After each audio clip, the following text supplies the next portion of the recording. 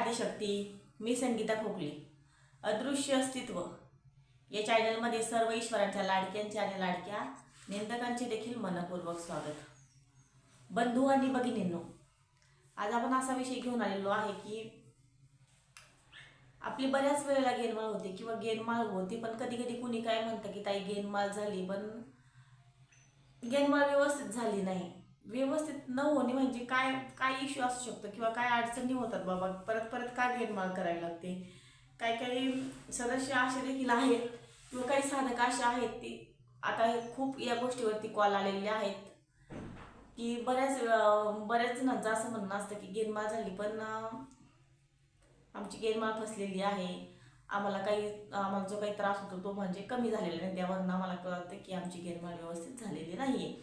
तर या विषयावरती आपण चर्चा करणार आहोत बंधू भगिनींनो. पहिल्यांदा माझ्या चॅनलमध्ये नवीन आला असाल तर माझ्या चॅनलला सबस्क्राईब करा. सबस्क्राईब केल्यानंतर घंटीचे बटन नक्की दाबा. बंधू आणि भगिनींनो, ही गेनमाळ फसणं म्हणजे नेमका काय विषय आहे तर बघा,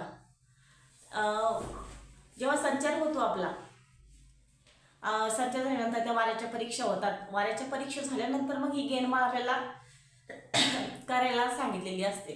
ज्यांच्याकडे तुम्ही जात असता, गुरुवारी असतील, त्यांनी तुम्हाला सांगितलेलं असेल की गेनमाळ करावी लागते किंवा संचार आल्यानंतर हा गेनमाळ विधी प्रत्येक वाऱ्यांचा हा करावाच लागतो.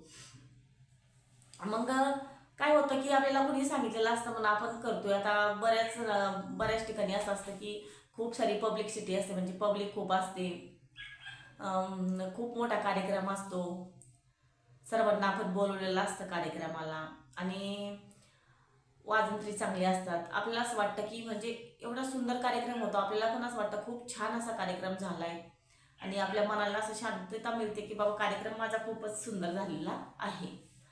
मग हा कार्यक्रम खूप सुंदर झालेला असतो आणि नंतर मग का बरं आपल्याला असं वाटतं की गेनमाळ आपली फसलेली आहे, त्रास कमी होत नाही, याच्यामध्ये कुठं चुकतं आपलं.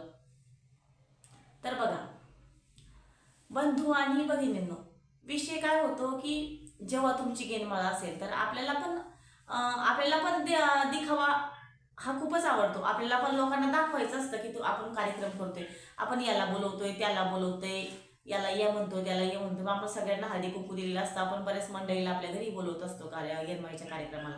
तर तुम्ही असं म्हणाल की बोलवायचं नाही का कोणाला, तर नाही, मी तसं नाही म्हणणार आहे.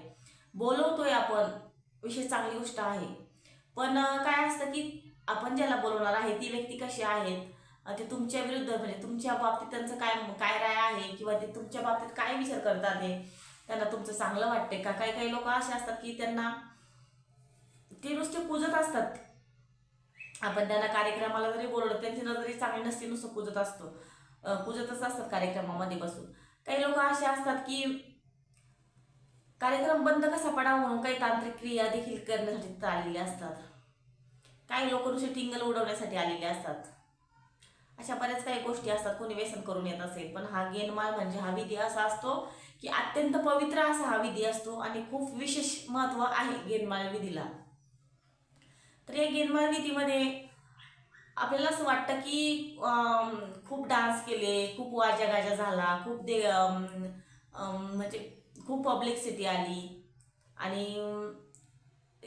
हाच म्हणजे मोठा कार्यक्रम झालाय का, हाच असतो का गेनमाळीचा कार्यक्रम. तर मी म्हणेल की नाही, गेनमाळ म्हणजे खूप लोक बोलवले म्हणजेच कार्यक्रम होतोय असं नाही, किंवा खूप दाखवण्यासाठी आपण कार्यक्रम करतोय असंही नाही, किंवा त्यांना बोलवलंच पाहिजे असं नाही. गेनमाळ ही परफेक्ट झाली पाहिजे. खूप काही विशेष मंत्र असतात गेनमाळीमध्ये, ते मंत्र देखील तिथे झाले पाहिजे. आणि तुम्ही कुणाला बोलवताय हा विशेष महत्व नाही, पण तुम्हाला ती चांगली व्यक्ती पाहिजे. मग तुम्ही कितीही बोलवा, ती व्यक्ती सर्व चांगले पाहिजे. गेनमाळीमध्ये जर तसे आलतू फालतू कोणी येत असेल तर त्यांना बोलून काही उपयोग नाहीये. आता हल्ली गेनमाळीच्या नावाखाली नुसता देखावा, खूप लोकांचे खर्च होतात. ते एक एक दोन दोन गेनमाळी झालेली असतात लोकांच्या, तरी पण त्यांना असं वाटतं की आमची गेनमाळ फसली गेली, आमची गेनमाळ व्यवस्थित झालेली नाही. तर मग ह्याच तर चुका करायची नाही आपल्याला. गेनमाळ म्हणजे शास्त्रशुद्ध पद्धतीने झाली पाहिजे.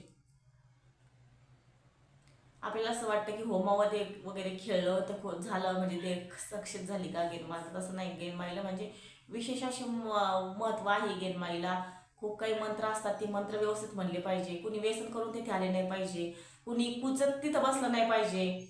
तुम्ही ज्या लोकांना ज्या व्यक्तींना बोलवणार आहे ते व्यक्ती देखील चांगली पाहिजे मनाने, असे या पवित्र कार्यक्रम आहे आणि त्याच्यामध्ये देखील तसे लोक व्यवस्थितच पाहिजे. तुम्ही 100 लोकांमध्ये देखील कार्यक्रम करू शकता आणि 10 लोकांमध्ये देखील कार्यक्रम होतो आणि 2 लोकांमध्ये देखील कार्यक्रम होतो. नुसतं ज्याच्या शरीरामध्ये गेनमाळ संचर आहे तो व्यक्ती देखील आला, त्याच्याबरोबर 1, 2, 3 व्यक्ती आले तरी गेनमाळ हा विधी होत असतो. तुम्हाला तुम्हाला ते ठरवायचं आहे की आपल्याला गेनमाळ लोकांना दाखवण्यासाठी करायची आहे का तुम्हाला स्वतःसाठी, तुमच्या स्वतः तुमच्या देवाचा जो विधी आहे तो परफेक्ट होण्यासाठी तुम्हाला गेनमाळ करायची आहे. हे तुमच्यावर डिपेंड आहे. तुम्हाला देखावा आणि हल्ली तर देखावा खूप, आपण देखाव्याच्या मागच पळत असतो. आपल्याला जो अंधकाराचा चष्मा लागलेला आहे ना तो आपल्याला पहिले काढावा लागेल, त्यामुळे तर आपल्याला ठोकर लागते.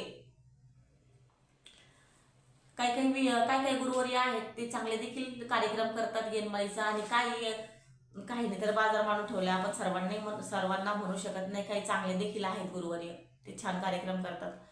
तर विशेष हे आहे की गेनमाळ म्हणजे नुसता दिखावा किंवा नाचणं डान्स करणं हा नाही. गेनमाळ म्हणजे खूप अत्यंत पवित्र असा हा विधी आहे आणि तो त्या पद्धतीनेच झाला पाहिजे.